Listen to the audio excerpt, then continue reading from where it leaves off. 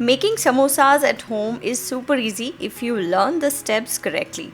To make perfect super flaky and crunchy crust without all extra grease on it and with no bubbles or blisters over it, you just need to follow the secret recipe. Let's start. Hey guys, this is Manisha and you are watching Simplify Your Cookings. Let's start our today's recipe. So start the recipe by making the dough, and it's very important to knead the dough perfect. Although it's just a mixture of flour, ghee, salt and water, the proportion is very important in the method. So take 2 cups of all-purpose flour, add in some salt, some carom seeds after rubbing into your palms of course, and it will enhance the flavor actually.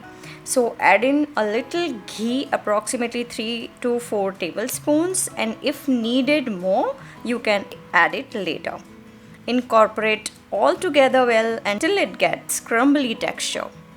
So as I said before that the dough must be slightly stiff and not too much soft like roti or naan dough. So we use water only if we need it. Too much moisture will make lots of tiny air pockets on the outer layer, and this is the mistake we have to work upon. So now the trick is the dough doesn't require too much kneading by the time it's made, and I mean just combine it very well and it's done. But it needs resting, so cover it and let it rest for a while till the time we will make our stuffing. And for that heat 2 tablespoons of oil, and next add some mustard seeds, cumin seeds, turmeric powder, ginger paste around 1 tablespoon, some chopped green chilies, and now the twist is add some grated carrots. Saute it very well and cover for a while and let it cook properly. And now after 2 to 3 minutes, remove the lid and add some boiled peas. If you have fresh, add that, otherwise these are also good. So mix them very well and now add some boiled potatoes. I have taken around 4 potatoes here and mix everything together. Now it's time to add some spices like salt, and another secret is pav bhaji masala in a very good amount, and dry mango powder for tanginess around 1 tablespoon. At the end of the stage we will add some fresh coriander leaves and let it cool down completely before stuffing.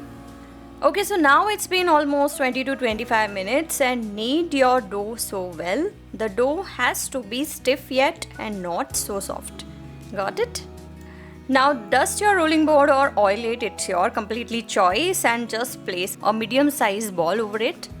So with the help of dusting flour, I am rolling it and roll it to a big round shaped even layer.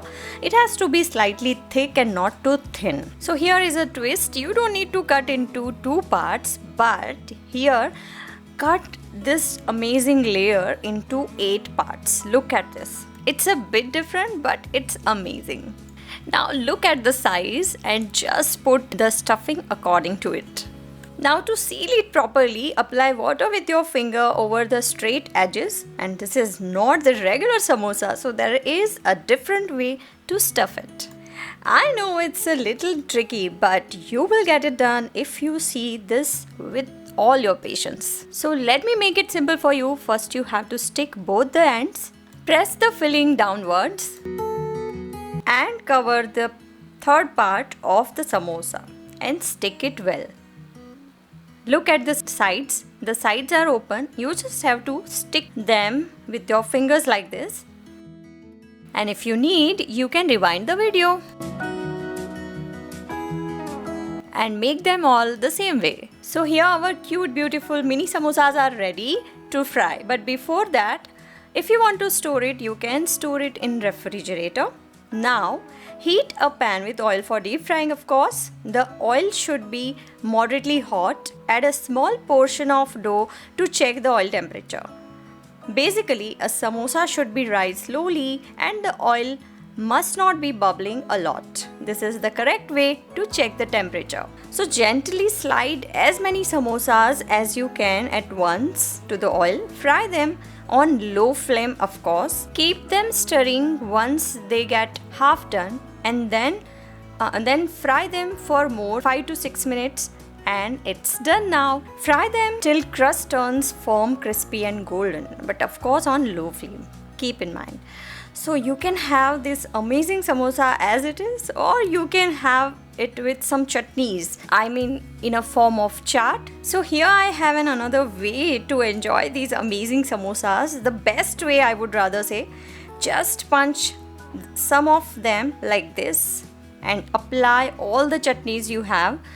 Basically the tamarind chutney and the green chutney and some curd, some amazing masalas like chaat masala or jeera one also you can use, and just have it with your loved ones. I will meet you very soon. Till then, keep watching my videos, subscribe if you are new here, and take a very good care of yourselves. Bye bye.